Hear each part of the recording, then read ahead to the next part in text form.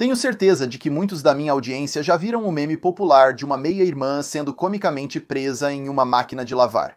Muitos provavelmente também conhecem a estrela adulta mostrada nesses vídeos, Emily Willis, e possivelmente até a trágica queda que lhe foi imposta após essa viralidade. No entanto, menos pessoas estão cientes do nefasto homem responsável por sua introdução ao entretenimento adulto, Rubén André Garcia, um dos principais funcionários da agora notória empresa de conteúdo adulto Girls Do Porn, agora conhecida por ser responsável pelo abuso de centenas de mulheres que foram vítimas em sua década de operação, culminando em uma caçada internacional do FBI ao homem por trás da operação. A história de hoje terminará com Emily em coma e Garcia sentado em uma cela com uma sentença de prisão de 20 anos, embora cada um desses resultados não esteja relacionado, mas de certa forma eles estavam. Sabe de uma coisa? Acho que estou me adiantando aqui. Neste vídeo, vamos aprofundar na meia-irmã favorita da internet e no homem que a colocou em uma trajetória autodestrutiva, levando ao que possivelmente é o destino mais horrível que se pode imaginar. Mas para começar, primeiro teremos que voltar aos anos 90. Emily Willis nasceu como Litzy Banuelos, no país da Argentina, em 29 de dezembro de 1998. Ela morou lá até ter cerca de 7 anos, quando sua mãe conheceu um americano da igreja Mormon, com quem começou a namorar antes de voltar para os Estados Unidos com ele. Eu definitivamente tenho problemas com figuras paternas, mas de uma maneira boa. Tipo, eu gosto de ser mandada. Não está claro quem é o pai biológico de Emily ou se ela sequer sabia, já que o novo sobrenome de sua mãe não coincide com o dela. Uma vez casados, a família se mudou para St. George, Utah, uma pequena cidade perto de Las Vegas. Foi lá que a jovem se tornou mormon. No início, as coisas pareciam estar indo bem para Emily, passando tempo com seu novo pai, fazendo caminhadas e pescando. Apesar dessa vida normal, a jovem estava escondendo algo. Em 2008, ela se interessou por ideias tabus. Eu me lembro que eu sempre pensava em estar na câmera nua e querendo morar em Los Angeles. Enquanto frequentava o ensino médio em 2011, a menina de 13 anos conheceu um menino e eles começaram a namorar. As coisas ficaram sérias rapidamente quando ela convenceu este namorado a entrar sorrateiramente em seu quarto, onde eles dormiram juntos. Após essa experiência inicial, a adolescente queria explorar sua sexualidade, mas devido à sua comunidade rigorosa, Emily não conseguiu. Com apenas 17 anos, a menor se formou no ensino médio um ano antes, tendo dormido apenas com 2 pessoas, considerando-se, entre aspas, uma boa menina. Foi nesse ponto que ela precisava encontrar uma carreira, pois não queria trabalhar em uma lanchonete para sempre. Ela decidiu se tornar assistente de enfermagem, mas desistiu pouco tempo depois. Foi quando a senhora Orita Willis conheceu um homem muito mais velho e começou a namorá-lo, apesar de ser menor de idade. Então eu não sei quantos anos ele tem, mas eu diria que uns 64. Aos 18 anos, ela se mudou de casa e, com essa independência, sentiu-se livre para ser sexual. E era como um grupo realmente unido, um grupo muito fechado. E então eu estava transando com muitos dos caras e todos eles sabiam que eu estava transando com eles, então estava tudo bem. Precisando se sustentar, Emily encontrou um emprego como vendedora porta a porta para a DirecTV, o que forçou a adolescente a sair de sua zona de conforto e viajar. Enquanto estava em San Diego a trabalho, Emily baixou uma conta no Tinder e deu um match em um homem de 28 anos chamado Rubén André Garcia. A jovem de 18 anos não tinha ideia de que este homem trabalhava para uma das empresas adultas mais notórias do mundo chamada Girls Do Porn, atuando como recrutador, produtor e ator. Os dois começaram a namorar e o Sr. Garcia contou um pouco para Emily sobre seu trabalho. Ele trabalhava como o talento masculino para o popular site amador de conteúdo adulto. Depois de alguns encontros, André fez uma pergunta à jovem de 18 anos que mudaria sua vida para sempre. E ele me perguntou se eu queria fazer parte deste lado amador dele. E eu fiquei tipo, sim, eu vou fazer isso. Neste ponto do vídeo, é crucial explicar o que é o Produto Interno Bruto, pois entre 2011 e 2019 estava em toda a web, embora, para ser claro, eu esteja abreviando seu nome para o propósito deste vídeo do YouTube. A coisa louca sobre este site é que o conteúdo não está mais disponível porque, como se vê, os homens que o administravam coagiram, manipularam e, em alguns casos, agrediram as mulheres nos uploads, levando a se tornar o maior processo da indústria adulta de todos os tempos.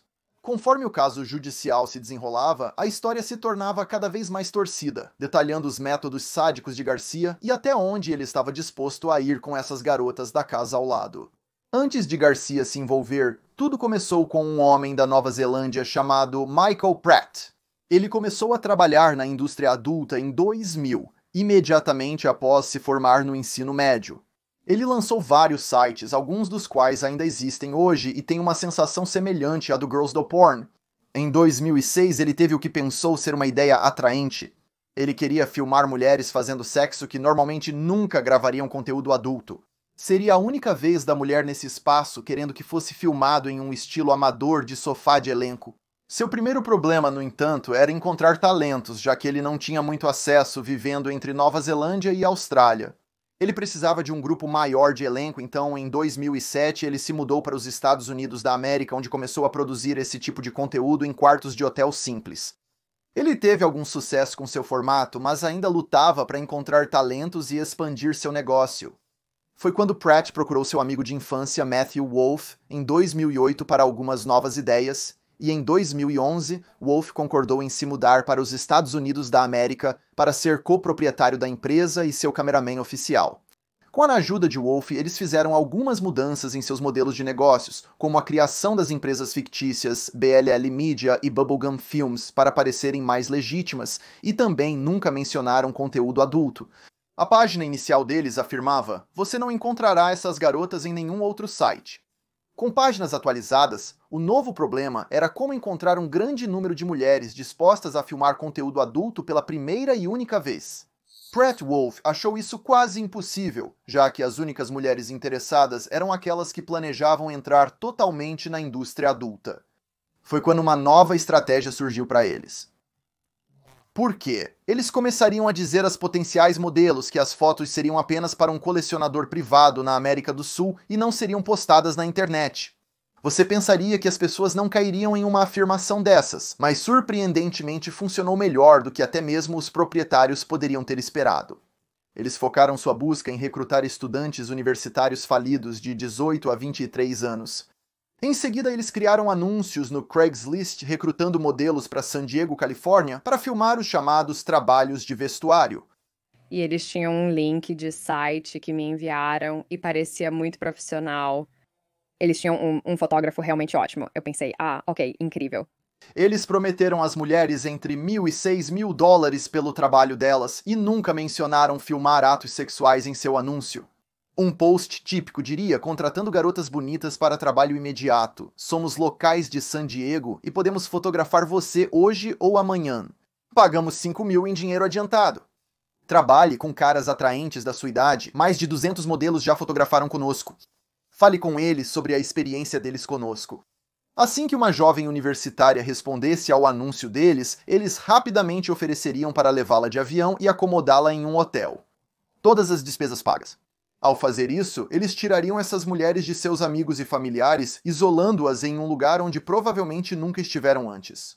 O que os proprietários do site descobriram é que, uma vez que conseguiram fazer as mulheres voarem até lá e estarem dentro do quarto do hotel, elas eram mais propensas a concordar em filmar uma cena, desde que fosse sob o contexto de que nunca seria postada online. Com esse modelo de negócio, eles começaram a atrair cada vez mais jovens modelos, e Pratt e Wolff se preocuparam com a possibilidade de processos judiciais, uma vez que as mulheres vissem seus vídeos na web. Eles precisavam encontrar uma maneira de, digamos, cobrir suas costas. Foi quando eles elaboraram um contrato extremamente denso que as modelos tinham que assinar, além de ler uma declaração de consentimento para a câmera dizendo que estavam em plena consciência e não estavam sob a influência de nada, o que, como se descobriria, não era o caso na maioria das vezes. Eles acreditavam que isso impediria qualquer ação legal contra eles se as mulheres alguma vez reclamassem sobre suas táticas de negócios de isca e troca e intimidação. Conforme os dois homens ganhavam mais atenção para o seu site e a renda deles aumentava, eles ficavam paranoicos sobre a situação. Para tornar o mais confuso possível rastrear quem possuía essa operação, eles criaram várias empresas de fachada. Por exemplo, a BLL Media obteve serviços de consultoria através da Merrill Media e serviços de marketing através da Haste Holdings, que eram todas de propriedade e geridas por Pratt Wolff. Outro exemplo remonta a 2006, quando Pratt contratou um advogado chamado Kevin Holloway para criar a Clockwork Productions e listar o advogado como presidente. No entanto, em 2009, essa posição foi passada para Pratt, que então em 2014 a devolveu para Kevin, o advogado, que convenientemente morreu em 2018 antes que qualquer ação legal pudesse ocorrer, fazendo parecer que Holloway estava no comando de todo o negócio. Sim, foi muito confuso, mas isso foi proposital. Voltando à história principal, onde as coisas começam a ficar extremamente sombrias é em 2013, quando os amigos contratam um novo funcionário, o homem com quem Emily Willis namoraria mais tarde, Ruben André Garcia. No início, ele tinha 23 anos e foi contratado originalmente apenas para ser um talento em frente às câmeras. Também é interessante apontar que as primeiras mulheres a apresentar uma reclamação fizeram isso no mesmo ano em que contrataram Garcia. Isso pode ser porque o ator adulto masculino convenceu os proprietários do site a pagar-lhe uma comissão baseada no número de mulheres que ele recrutou, e Garcia estava disposto a obter resultados por quaisquer meios necessários, o que Pratt e Wolff, claro, apoiaram. Toda essa degeneração eventualmente levaria a um processo coletivo contra o Girls do Porn em 2019, sobre o qual falaremos mais profundamente daqui a pouco. Por enquanto, tudo o que você precisa saber é que neste eventual caso judicial, o exemplo mais antigo envolveu uma mulher conhecida como Jane Doe 4 em julho de 2013. Ela respondeu a um anúncio no Craigslist que a levou a um site chamado Bubblegum Casting, que mostrava exemplos do trabalho da empresa com a mulher totalmente vestida. Ela então entrou em contato com Pratt Garcia, que respondeu suas perguntas. Foi quando eles revelaram que estariam filmando conteúdo adulto. A mulher concordou em filmar por $2.000 sob a premissa de que seria vendido apenas em uma loja de DVDs na Austrália e eles não usariam seu nome verdadeiro. Ela então voou para San Diego e foi levada para um hotel com Pratt, que lhe deu cerca de 6 bebidas alcoólicas e a fez assinar o contrato. Depois de terem feito sexo, ela foi ao banheiro, mas quando voltou, eles haviam ido embora, deixando-a apenas com $400. 2 meses depois, eles lançaram o vídeo no site do Girls do Porn para todo o mundo ver. Infelizmente, esta não seria a única mulher a ter essa experiência com a empresa. E à medida que eu lia o processo, as histórias só pioravam com o tempo, e esses homens se tornavam cada vez mais audaciosos. Foi quando eles começaram a contratar mulheres para afirmar que haviam trabalhado para a empresa de modelagem e adorado a experiência, explicando que se quisessem ganhar um dinheiro extra, poderiam filmar um vídeo de sexo que ninguém jamais saberia. Essas mulheres foram pessoalmente orientadas por Pratt sobre o que dizer. Os homens também começaram a usar pseudônimos para tornar sua empresa ainda mais indetectável. Jane Doe número 3 foi a primeira vítima conhecida a ser atraída por essas atrizes. Em sua situação, ela procurou uma empresa chamada Begin Modeling e um homem chamado Jonathan, que na verdade era Garcia, e enviou um e-mail para ela sobre o trabalho. Foi por telefone que ela descobriu que era um vídeo adulto e, claro, ele a tranquilizou dizendo que ninguém descobriria. Então ela conheceu um homem chamado Ben, que na verdade era apenas Pratt, no hotel, e assinou um documento que ela apenas leu rapidamente, acreditando que os homens estavam dizendo a verdade para ela. Apenas um mês depois, o vídeo foi postado online. Com o passar do tempo, Pratt, Garcia e Wolff começaram a ficar mais agressivos. Eles forçavam as modelos a terem relações sexuais, mesmo que estivessem sangrando e sentindo dor, gritando com elas e se recusando a deixá-las ir embora até que tivessem as filmagens que queriam. Em alguns casos, quando as mulheres se recusavam a participar, eles pressionavam, alegando que elas teriam que reembolsar todas as despesas, como voos, comida e hotel, por estarem desperdiçando o tempo deles. Eu poderia parecer que queria estar lá porque fui espancada, ameaçada e presa e drogada. Sim, eventualmente uma das mulheres, Jane Doe número 14, registrou um aviso de remoção contra o episódio dela. Em resposta, Pratt contratou um escritório de advocacia para mover um processo federal contra a mulher, o que a intimidou a recuar. Em 2014, Garcia procurou uma jovem de 17 anos para participar de uma sessão de fotos de modelagem. Garcia então solicitou que essa mulher enviasse fotos nuas de si mesma que foram tiradas quando ela era menor de idade. A adolescente chegou em San Diego no seu 18º aniversário e eles a levaram para comemorar, indo a clubes e bebendo sendo menor de idade. Após a filmagem, ela concordou em ser uma modelo de referência e participou de outra sessão de fotos da indústria adulta. Ela parou de trabalhar para Garcia assim que descobriu que seu vídeo estava online. Com essas táticas, eles estavam filmando cenas que nenhuma outra produtora no setor poderia replicar. Até 2015, o produto interno bruto era um nome estabelecido na indústria e, no entanto, nenhuma das modelos femininas com quem trabalhavam tinha conhecimento do site até que fosse postado lá. À medida que esses homens se safavam cada vez mais, suas táticas se tornavam ainda mais loucas de alguma forma. Os homens começaram a descontar o salário das mulheres por terem celulite nas pernas, cicatrizes, serem pálidas ou terem hematomas. Em um caso, eles pagaram menos a uma modelo porque ela tinha uma tatuagem nas costas. A mulher estava com muito medo para questionar isso, mas na verdade, ela havia enviado fotos da sua tatuagem para eles antecipadamente. O denominador comum subjacente entre eu e todas as outras vítimas é que éramos inseguras. Tínhamos uma insegurança e eles se orgulhavam disso. Parecia que essa mesquinharia não tinha outra razão senão ser sádica com as mulheres. Eles também se recusavam consistentemente a permitir que as mulheres lessem os contratos, distraindo-as, fornecendo maconha e álcool e pressionando-as a assinar o mais rápido possível. Uma mulher até tentou pesquisar algo no Google antes de Garcia arrancar os papéis de suas mãos e dizer onde ela deveria assinar. Além disso, esses contratos eram prolixos e propositalmente confusos. Na verdade, não passava de uma caricatura caricata do que seria um documento legal prolixo. Em um caso, de acordo com o processo, uma mulher alega que foi agredida por Garcia fora das câmeras, e quando ela enviou uma mensagem para Pratt após o lançamento público de seu vídeo, o vídeo foi enviado diretamente para sua mãe. Em outro caso, uma vítima foi levada para a Califórnia, mas não tinha ideia de que isso envolveria um vídeo adulto. E quando Garcia e Wolf ficaram irritados, ela concordou, temendo o que aconteceria se ela não o fizesse. Durante as filmagens, os homens mantinham essas mulheres trancadas em um quarto de hotel com eles por horas até conseguirem as imagens que queriam. Essa mulher mais tarde registrou um boletim de ocorrência e, quando nada aconteceu, ela começou a postar sob o anúncio do Craigslist para alertar outras mulheres. Pratt respondeu enviando a ela uma carta de cessar e desistir e ameaçou com um processo judicial. Pratt se tornou mais audacioso com suas ameaças quando envolveu uma mulher que estudava para se tornar advogada. Depois que o vídeo foi lançado, ela enviou uma mensagem para Pratt, que a ameaçou com uma ordem de restrição, e então postou um artigo em um site de fofocas chamado The Dirty, acusando-a de ser uma acompanhante ilegal de Vegas.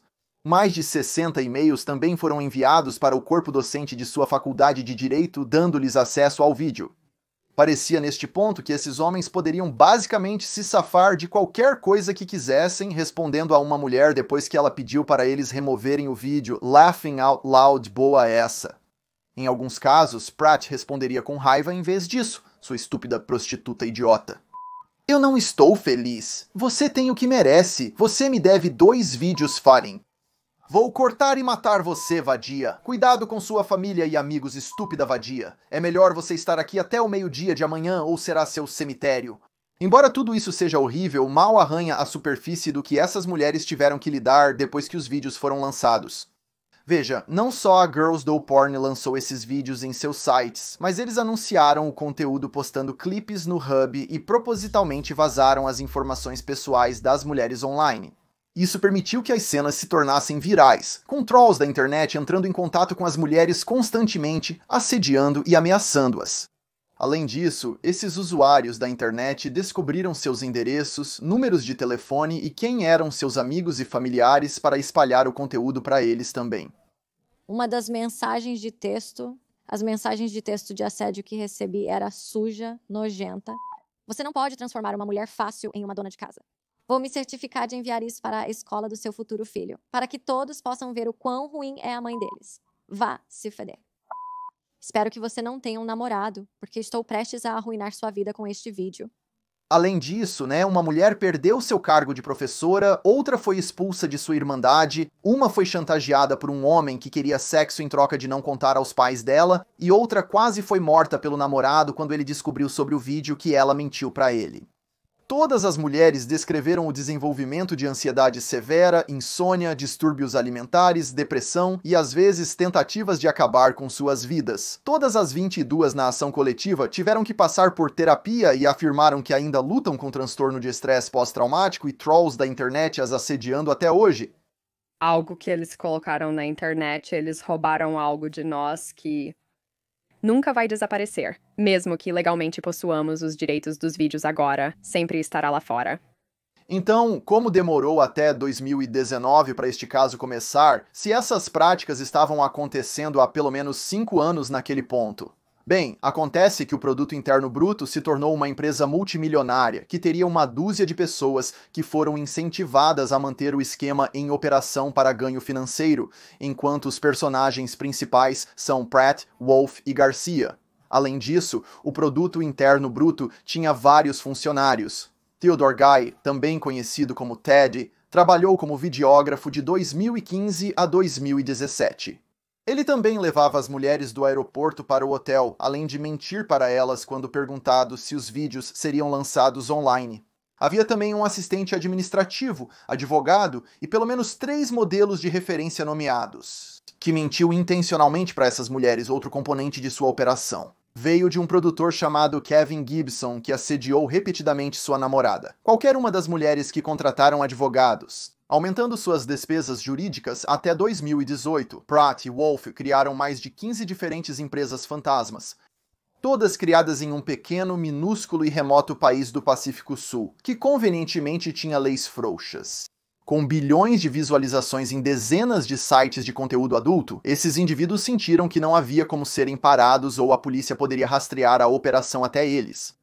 Além disso, suas táticas de guerra psicológica de vazar as informações das garotas para pessoas próximas a elas muitas vezes resultavam nas mulheres temendo por sua segurança e não querendo prosseguir com um caso. Mas, eventualmente, depois que centenas de mulheres foram pegas neste confuso imbróglio, as marés mudariam. A operação de Pratt encontraria um obstáculo quando 4 mulheres que haviam sido vítimas do Girls do Porn se uniram e contrataram um advogado chamado Brian Home em 2016. Elas entraram com uma ação civil em San Diego e apenas um ano depois já eram um total de 22 mulheres participando do julgamento. Para piorar a situação de Pratt, o juiz acreditou nas acusações das mulheres, afirmando que o Girls do Porn havia se envolvido em, citando, maldade, fraude ou opressão antes mesmo de o julgamento ser marcado. Michael Pratt estava aterrorizado, enviando uma mensagem para um de seus funcionários: assim que eu falir o negócio, eles estão ferrados. O caso fica retido, quer dizer, não há nada que eu possa fazer. Eles estão tentando me acusar de um caso federal de tráfico humano. Ele então vendeu sua casa por apenas $5.000 quando valia mais de $1 milhão, além de ter seus funcionários destruindo documentos. Com a confiança renovada, ele permitiu que Garcia continuasse seus negócios escusos até o final de 2019. Apesar de agir como se isso fosse passar, as coisas não estavam indo bem para o Produto Interno Bruto. Pratt e Garcia se recusaram a fornecer qualquer esclarecimento para o tribunal. Mas não foi o caso quando eles depuseram Valerie Moser, que era a assistente administrativa deles. A mulher de 37 anos pode ter decidido começar a cooperar quando percebeu que estava enfrentando prisão perpétua. Foi quando ela revelou mensagens de texto de Pratt. Nelas, ele afirmava ter dinheiro escondido em uma conta bancária no exterior, o que, claro, vai contra sua alegação de estar falido.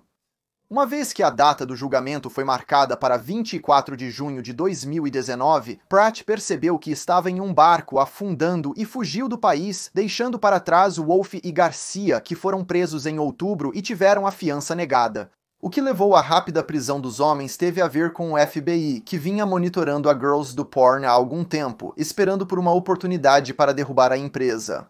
Eles invadiram a sede e descobriram algo verdadeiramente chocante. Antes disso, todas as mulheres que haviam sido filmadas sempre tinham mais de 18 anos. Mas descobriu-se que em 2017, Pratt havia coagido uma jovem de 16 anos. Com todas essas evidências e sem seu chefe manipulador, Garcia, Wolf, Guy e Moser estavam todos por conta própria e, claro, se voltaram uns contra os outros. Isso estava longe de ser um caso simples e as coisas só iriam piorar. Com o foco adicional da mídia mainstream, as 22 Jane Does foram interrogadas e empurradas para o centro das atenções à medida que todos esses vídeos surgiram novamente. Até mesmo o advogado delas, Brian Home, foi assediado por ligações anônimas, blogs de conteúdo adulto foram criados sobre sua esposa e filha pequena, um detetive particular o seguiu e imagens falsas dele mesmo como gay foram criadas e espalhadas nas redes sociais. Os pneus do seu carro foram cortados e pizzas foram pedidas para a sua casa, além de enviarem roupas íntimas femininas para ele através da Amazon. Foi revelado mais tarde pelo FBI que Pratt, que ainda estava foragido, estava por trás dessas iniciativas. Além disso, o louco tentou se comunicar com as Jane Does no julgamento. Tudo isso não impediria o inevitável, e em janeiro de 2020 as mulheres no julgamento receberam mais de 24 milhões no total, bem como todas as suas despesas jurídicas, totalizando 8 milhões de dólares para serem pagas integralmente. As mulheres também obtiveram os direitos sobre todo o catálogo de filmes do Girls Do Porn que elas prontamente removeram do site. Um ano depois, em dezembro de 2020, Garcia finalmente se declarou culpado de acusações federais de tráfico sexual por força, fraude e coerção. Ele foi então condenado a 20 anos de prisão, o que deve ter chocado o jovem de 30 anos, já que os promotores sugeriram apenas 12 anos e meio. O próximo a cair foi o cameraman Ted, que teve uma sentença mais curta e, na verdade, acabou de ser liberado após escrever o roteiro. O braço direito de Pratt e melhor amigo de infância, Wolf, declarou-se culpado, mas não seria condenado até 2 anos depois, em 2024, recebendo 14 anos de prisão. Durante todo o julgamento, Pratt estava foragido, mas isso não duraria muito tempo. Os investigadores sabiam que ele havia viajado a pé para Tijuana e então seu rastro esfriou quando a Covete atingiu, mas um grupo foi formado chamado Operação Fúria de Fênix para capturar o criminoso. Esta equipe era composta por ex-militares, agentes infiltrados, caçadores de homens e uma adolescente que falava 3 idiomas. No entanto, o mais notável deste grupo era o advogado, Brian Holm. O grupo estava cansado de não obter resultados das agências governamentais e decidiu fazer algo a respeito. Eles sabiam que Pratt provavelmente estava em Barcelona porque ele usava Ledger, uma empresa de carteira cripto que sofreu um vazamento de dados revelando seu nome real, mas também um pseudônimo, Mark Williamson. Além disso, o grupo passou anos estudando esse homem e sabia que ele amava 2 coisas acima de tudo: trabalhadoras do sexo e tênis Jordan. Uma vez que a equipe chegou a Barcelona, eles rastrearam os passos do criminoso em menos de 72 horas, sabendo a quais clubes ele frequentava, onde ele recebia suas correspondências e até onde ele comprava tênis, enquanto o FBI não conseguia encontrar nada há anos. Uma adolescente chamada Amelia Brooke se comunicou com mulheres que interagiram com Pratt e conseguiu fazer com que elas confiassem nela, permitindo que dessem ao grupo mais informações, como uma cópia de sua identidade. A equipe não conseguiu continuar sua busca por Pratt, pois parecia que ele havia deixado o país. O que descobriram mais tarde era para viajar para Hong Kong e Chipre para tentar vender a ainda lucrativa operação Girls Do Porn. A equipe passou suas descobertas para o FBI e 2 meses depois, Pratt foi colocado na lista dos 10 fugitivos mais procurados do FBI em setembro de 2022, com uma oferta de $100 mil por informações. 5 dias antes do Natal daquele mesmo ano, Pratt foi finalmente preso em Madrid, Espanha. Ele havia usado a identidade descoberta pela equipe no hotel, que foi rapidamente relatada às autoridades locais e depois ao FBI. Um neozelandês está detido na Espanha esta noite, aguardando extradição para os Estados Unidos para enfrentar acusações de tráfico sexual e produção de vídeos de abuso sexual infantil. A aplicação da lei espanhola rapidamente entrou em contato com Brian Holm, dando a ele a maior surpresa de feriado que ele poderia pedir. Seu julgamento está marcado para setembro de 2025, onde ele está sendo acusado de 19 crimes graves. Eu não acredito que Pratt jamais antecipou que a mulher se uniria contra ele. E isso realmente foi o que levou à sua queda.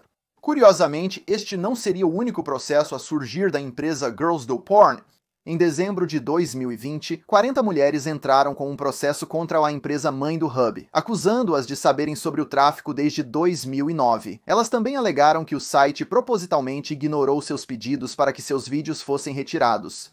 O processo foi resolvido, mas o resultado nunca foi tornado público. E eu enviei e-mails por anos para que ele fosse retirado e ninguém ouviu, e então ele apenas é republicado com o meu nome. Eles simplesmente nem te respondem. O Hub pensou que isso estava atrás deles até 2023, quando outra mulher que filmou com GDP entrou com um processo civil federal contra eles e seus proprietários, Ethical Capital Partners. Ela alegou que eles promoveram o vídeo propositalmente o tempo todo porque estavam ganhando muito dinheiro com isso.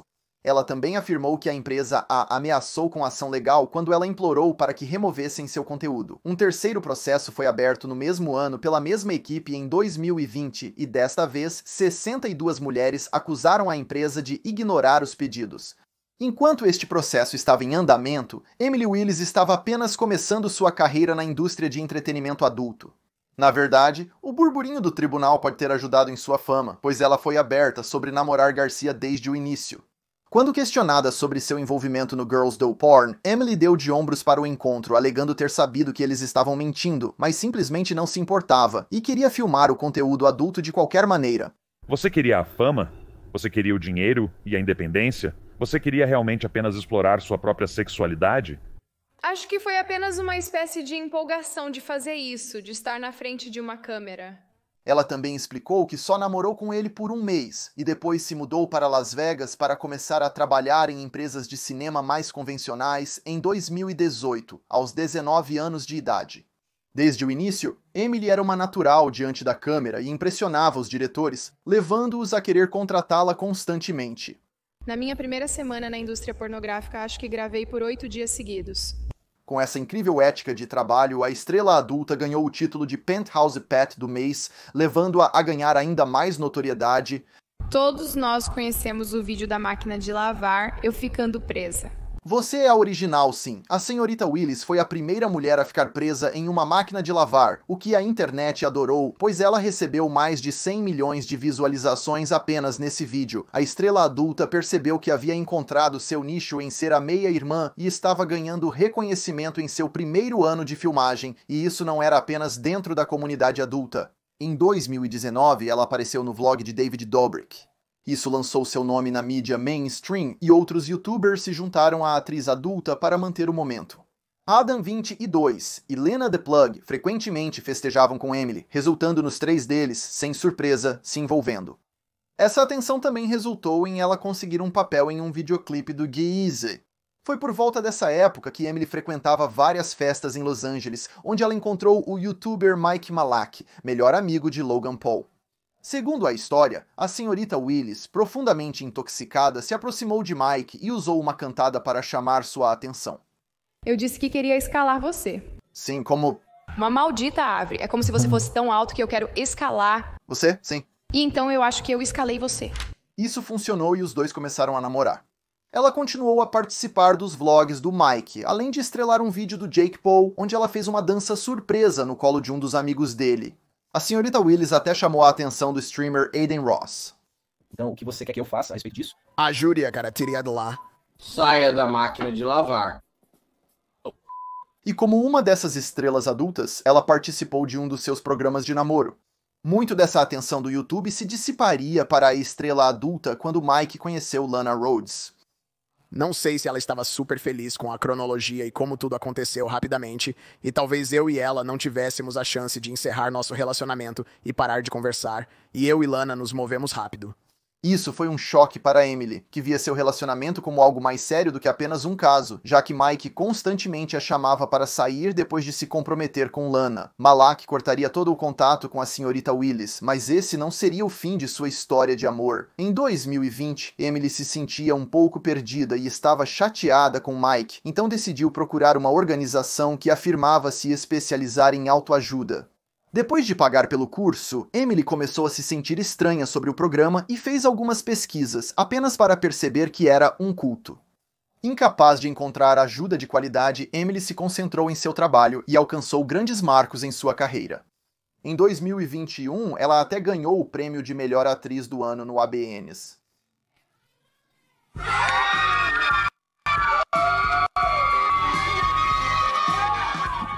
Emily logo aprendeu o preço do sucesso mais tarde naquele ano, com o que se tornou sua maior controvérsia até então.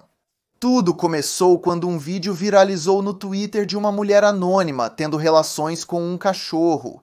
Bem, Diana Dior, uma estrela adulta que recentemente se recuperou de uma paralisia do pescoço para baixo causada por uma injeção de vitamina B, assim como Adria Ray, tweetaram que Emily era a mulher vista com este cão no vídeo. A atriz adulta ficou horrorizada que essas mulheres diriam isso sobre ela, já que ela havia trabalhado com ambas várias vezes no passado. Apesar das alegações serem falsas, as postagens delas se tornaram virais, resultando em Emily supostamente perdendo oportunidades de trabalho. Por causa disso, em outubro de 2021, Emily entrou com um processo de difamação de 5 milhões de dólares contra a mulher, acusando-as de arruinar suas perspectivas de carreira. Essas senhoras supostamente se uniram contra a estrela adulta devido a tweets que Emily havia publicado, que Diana acreditava serem sobre ela, o que a senhorita Willis negou. Um ano depois, Audrey Ray pediu desculpas publicamente em troca do processo ser retirado contra ela devido ao ônus financeiro que havia causado. Ray afirmou: "Eu pessoalmente não tenho conhecimento de nenhuma ação tomada por Emily em referência a qualquer animal envolvendo atividade sexual. Eu pessoalmente pedi desculpas pelas minhas declarações de que ela estava envolvida." Por outro lado, Diana Dior recusou-se a pedir desculpas, continuando a investir dinheiro no que parecia ser um caso fútil. Com essa confusão continuando, Emily se reuniu com seu ex, Mike Malak, por volta de 2022, aparecendo em um vídeo do YouTube envolvendo KSI e Logan Paul. Mike terminou as coisas com Lana, pois ela agora estava grávida de um bebê de um jogador da NBA. Com Lana fora do caminho, Emily e Mike começaram um relacionamento novamente.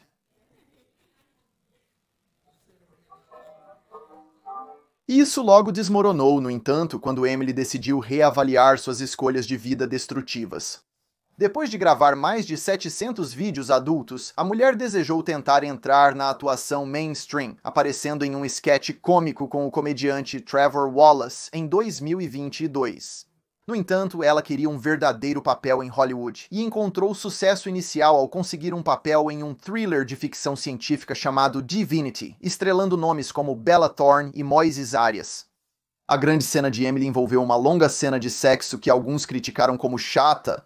O filme recebeu 57% no Rotten Tomatoes e nunca teve um lançamento nacional, presumivelmente porque era uma porcaria de arte. Independentemente disso, essa foi a grande chance da senhorita Willis, e ela decidiu então que concentraria toda a sua atenção nas produções de Hollywood, deixando os filmes adultos para trás para sempre. Eu já filmei até agora alguns outros filmes e estou apenas trabalhando agora, estou pronta para trabalhar. Então, mais tarde naquele ano, ela estrelou um videoclipe para Slipknot chamado Hive Mind. À medida que Emily se afastava do mundo adulto, ela começou a questionar algumas de suas escolhas passadas. Existe um fetiche por urinar, uma coisa real. Eu não participo mais disso, mas você já experimentou isso? Após sua última entrevista gravada, em 2023, Emily não seria ouvida novamente até 5 meses depois, quando a notícia veio à tona de que ela havia sido internada em uma clínica de reabilitação de luxo chamada Summit Malibu por causa de um vício em cetamina. Em 27 de janeiro de 2024, descobriu-se que a atriz adulta estava consumindo de 5 a 6 gramas do tranquilizante para cavalos todos os dias por um ano. Durante a reabilitação, seus médicos descobriram uma infinidade de problemas de saúde, como inflamação da bexiga, depressão, ansiedade, transtorno de estresse pós-traumático, terrores noturnos e anorexia. Em 3 de fevereiro, Emily ainda se recusava a comer, e as enfermeiras chegaram à conclusão de que ela precisava ir ao hospital, embora a paciente se recusasse. Apenas 26 horas depois, Emily foi tragicamente encontrada inconsciente em um quarto. A senhorita Willis teve uma parada cardíaca e não tinha pulso. Uma vez descoberta, os paramédicos trabalharam rapidamente e realizaram reanimação cardiopulmonar por 40 minutos e finalmente conseguiram fazer seu coração funcionar. No entanto, seu cérebro sofreu com a falta de oxigênio e ela entrou em coma por vários meses. Quando a modelo adulta finalmente acordou, ela não conseguia se mover ou falar e ficou em um estado semi-consciente.